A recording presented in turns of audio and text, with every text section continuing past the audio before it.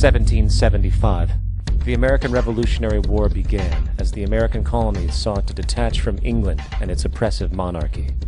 Though many reasons are cited for the revolution, one in particular sticks out as a prime cause: that King George III of England outlawed the interest-free, independent currency the colonies were producing themselves, in turn forcing them to borrow money from the Central Bank of England, immediately creating economic hardship and despair.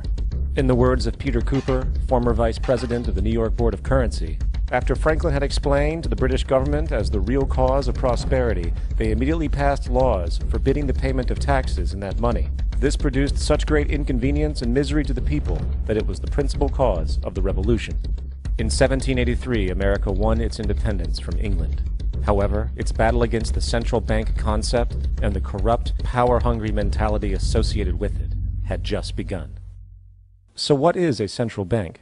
A central bank is an institution that issues and regulates the currency of an entire nation. Based on historical precedent, the typical powers inherent in central banking practice include the control of interest rates and the expansion and contraction of the money supply itself.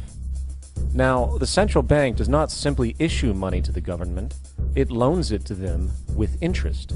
Then, through the mechanisms of increasing and decreasing the supply of money, the central bank essentially regulates the value of the currency issued.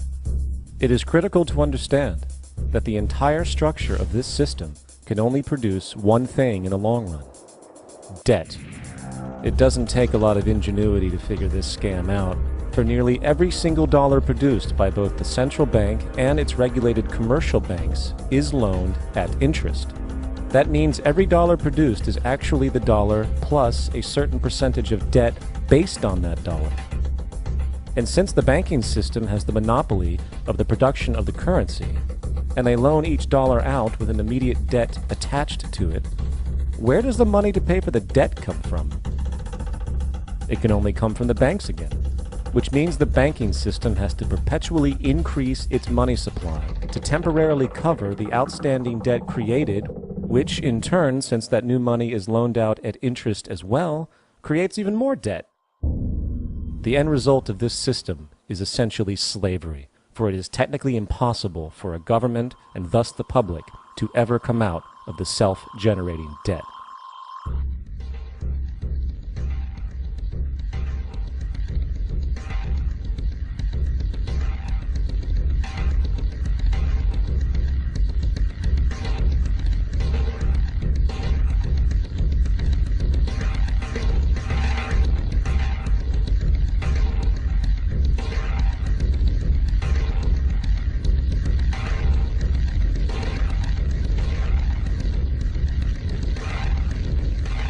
By the early 20th century, the U.S. had already implemented and removed a few central banking systems, which were maneuvered into place by ruthless banking interests. At this time, the dominant families in the banking and business world were the Rockefellers, the Morgans, the Warburgs, the Rothschilds. And in the early 1900s, they sought to push, once again, legislation to create another central bank.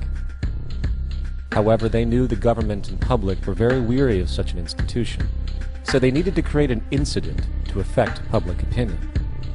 So, J.P. Morgan, publicly considered a financial luminary at the time, exploited his mass influence by reportedly creating rumors that prominent banks in New York were insolvent or bankrupt.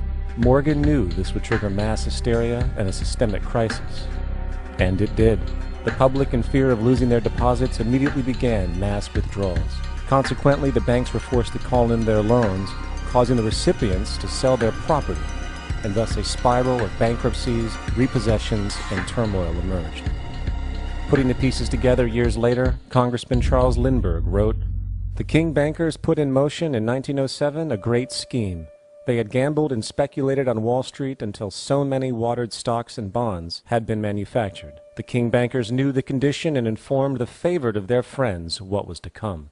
There was to be a panic in the fall of 1907 that would be advertised as the result of our bad banking and currency laws." The Panic of 1907 led to a congressional investigation headed by Senator Nelson Aldrich, who had intimate ties to the financial powers and later became part of the Rockefeller family through marriage. The commission led by Aldrich recommended a central bank should be implemented so a panic like 1907 could never happen again. This was the spark that the bankers needed to initiate their plan. And in 1910, a secret meeting was held at a J.P. Morgan estate on Jekyll Island off the coast of Georgia. It was there that the central banking bill called the Federal Reserve Act was written. This legislation was written by bankers, not lawmakers. This meeting was so secretive, so concealed from government and public knowledge, that most of the figures who attended disguised their names when en route to the island. After this bill was constructed, it was then handed over to their political frontman, Senator Nelson Aldrich, to push through Congress. And in 1913, with heavy political sponsorship by the bankers, Woodrow Wilson became president, having already agreed to sign the Federal Reserve Act in exchange for campaign support.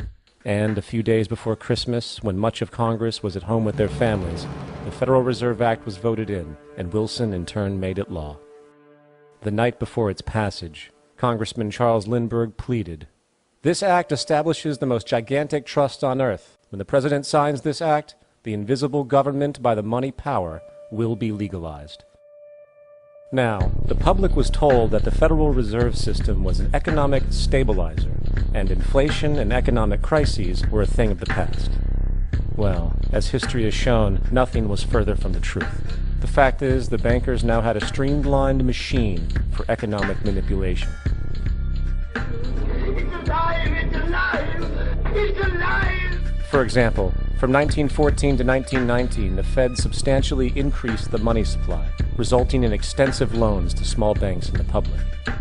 Then, in 1920, the Fed deliberately contracted credit in an extreme way, thus resulting in banks having to call in large numbers of loans, and, just like 1907, bank runs, bankruptcy, and systemic collapse occurred. Numerous competitive banks outside of the Federal Reserve System collapsed, further consolidating the monopoly of the money trust cartel. Privy to this scheme, Congressman Charles Lindbergh pronounced, "Under the Federal Reserve Act, panics are scientifically created. The present panic is the first scientifically created one, worked out as we figure a mathematical equation." However, the panic of 1920 was just a warm-up. From 1921 to 1929, the Fed again increased the money supply, resulting once again in extensive loans to the public and banks. There was also a fairly new type of loan in the stock market, the broker call loan. Very simply, this loan allowed an investor to put down only a fraction of the stock's value, with the rest being loaned from the broker. This method was very popular in the roaring 1920s, as everyone seemed to be making money in the market. However, there was a catch to this loan. It could be called in at any time and had to be paid within 24 hours.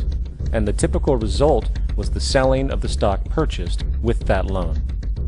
So, a few months before October in 1929, J.D. Rockefeller, Bernard Baruch, and other insiders quietly exited the market, knowing the bubble created was about to burst. And on October 24, 1929, the financiers who furnished the call loans started calling them in masse.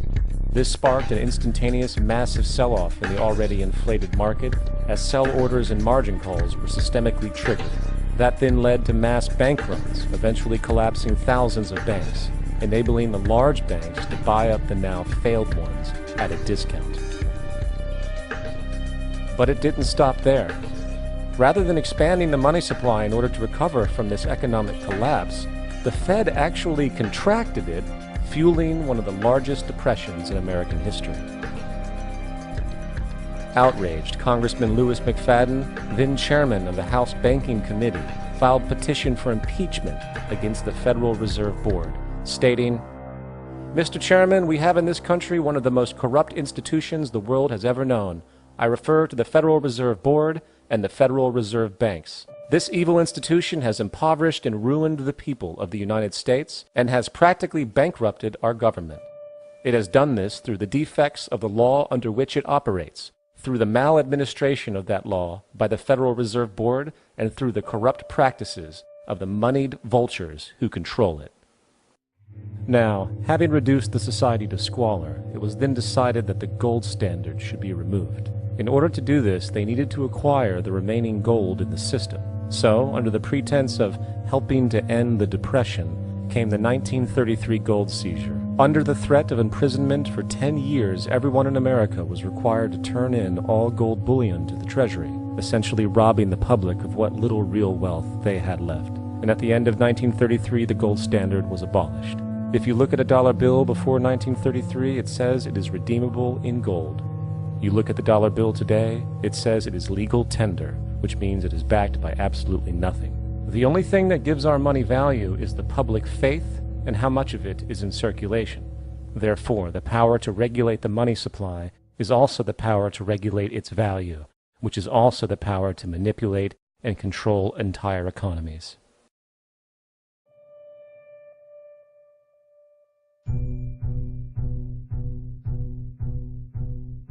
It is important to clearly understand, the Federal Reserve is a private corporation. It is about as Federal Express. It makes its own policies and is under little regulation by the U.S. government. It is a private bank that loans all the currency at interest to the government, completely consistent with the central banking model that the country sought to escape from when it declared independence in the American Revolutionary War. Now, going back to 1913, the Federal Reserve Act was not the only bill pushed through Congress for the vested financial interests. They also pushed its partner, the federal income tax. First of all, the federal income tax is completely unconstitutional, as it is a direct, unapportioned tax, and the required number of states needed in order to ratify the amendment to allow the income tax was never legally met, and this has even been cited in modern court cases.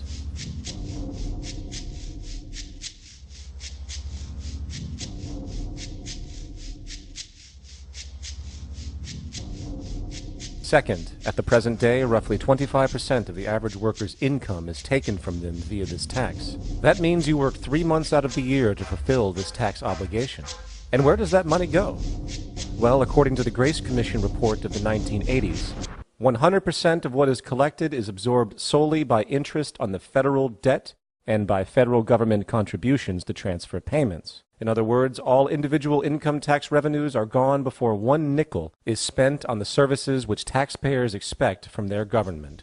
Today, the money Americans make working 3 months out of the year goes almost entirely to the interest fees charged for the debt-based fiat currency.